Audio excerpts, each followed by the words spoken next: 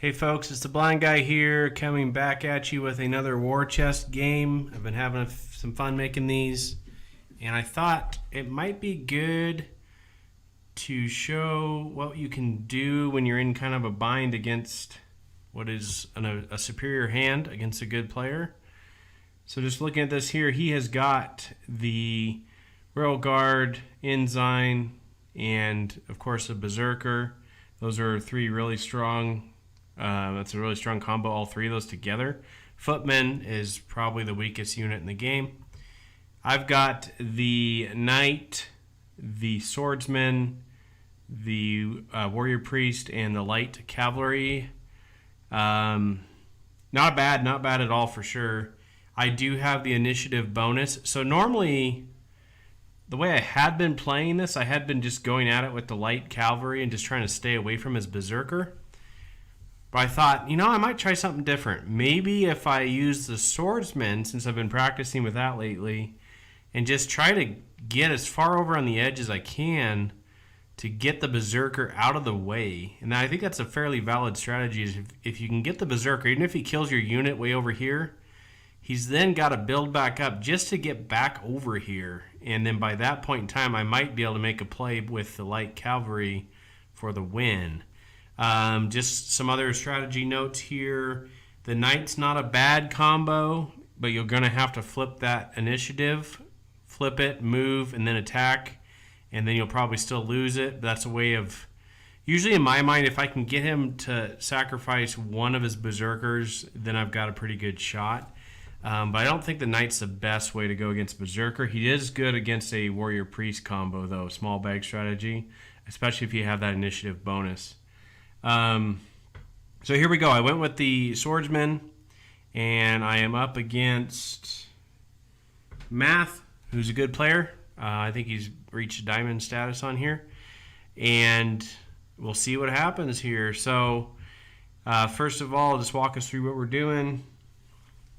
Remember the bonus for the Swordsman is he's got five coins, which is awesome, and then also when he attacks, he can then also move. So he's the reverse of the regular cavalry, but he's got an extra coin.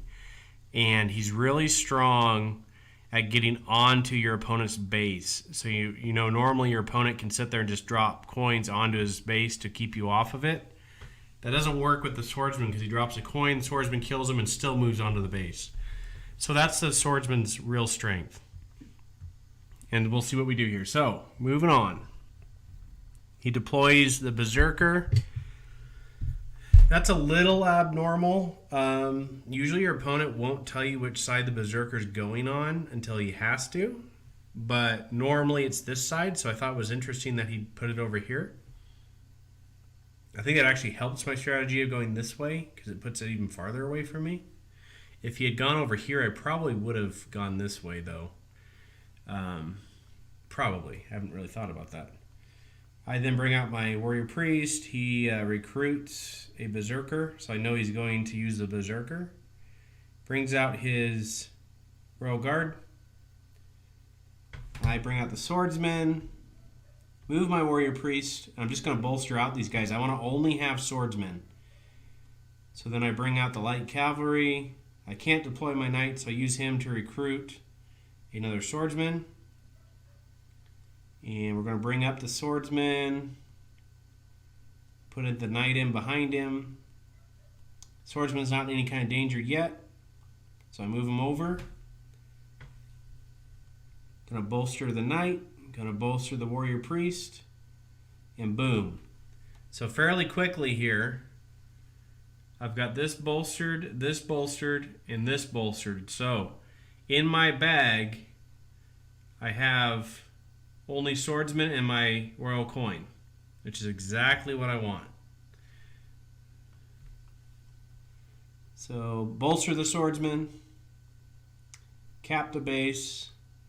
So remember, I'm going this way. We're going this way. We're getting away from this guy. Make him have to come up here and get us, and then I can hopefully bring the Light Cavalry in to get these bases while he's up here, even if he kills my Swordsman. That's not the end of the world.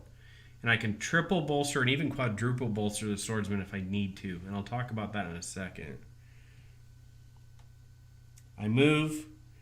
kind of taking a little bit of a gamble. It's not the end of the world if he had a footman, but I was just gambling that he didn't, and it turned out that he didn't. So that's even nicer. So then I can attack, move on to the base, cap the base. So we've already got 5. No, we've got 4. Sorry, I can't count. Moving up. Again, he attacks,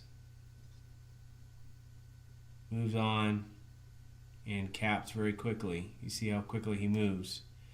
And that's where it got a little dicey, is he was only 1 away from winning. And so if he had moved over here and gotten this, he could have won, but he just didn't have the right combo there. So maybe a little bit of luck there, but I don't think this is a bad strategy.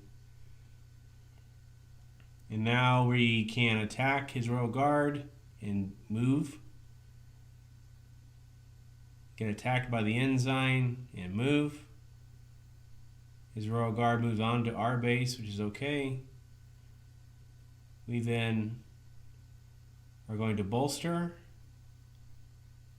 Flip the initiative because he'd already flipped it back. Attack and move and then cap for the win. So I don't know if normally you would be able to get this far up here.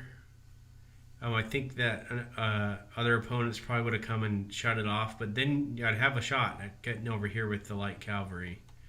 So just a little thought there. Let me know in the comments what you think. Now, what I was talking about with the quadruple bolstered swordsman, what's cool about that is if you still have a small bag, so you have the swordsman who's quadruple bolstered, so you have 1 of him, and then 1 of something else, and your royal coin. So you're always going to have your swordsman. What that does is it makes it so that this berserker, he can only kill 3 of your swordsmen if he's 1 away, right? So he'd have to be right next to you in order to kill. And so if he comes up and knocks out 3 of your swordsmen, you can then just attack him and then you move on to him because he's only got 1 berserker left at that point. So I watched, actually, I got a shout out Spruce Goose on that because he's actually the one I saw use that. He went down here with it up against the berserker. The berserker attacked him and then he hit him and got on the base for the win at the end. And I hadn't seen somebody do that. So you don't usually quadruple bolster your stuff, but it did seem to work with the swordsman because of that attack and move bonus. You're really putting the berserker into a bind. So just some thoughts on how to play against the berserker when you don't have one of the units that's really good against him, like the pikemen. You guys know I love my pikemen. You can still kind of get creative. I think you've got to just spread out. Work up this side, work up this side. Make him have to choose which way he's going and then work the other side, because once he gets over here, it takes him a while to get back. So there's some thoughts on using the swordsman, and that's a small bag swordsman strategy against a berserker.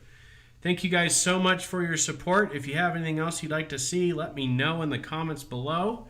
And I just do this for fun, so you guys make it worthwhile. And I'll see you on warchestonline.com. Laters on the Menjay.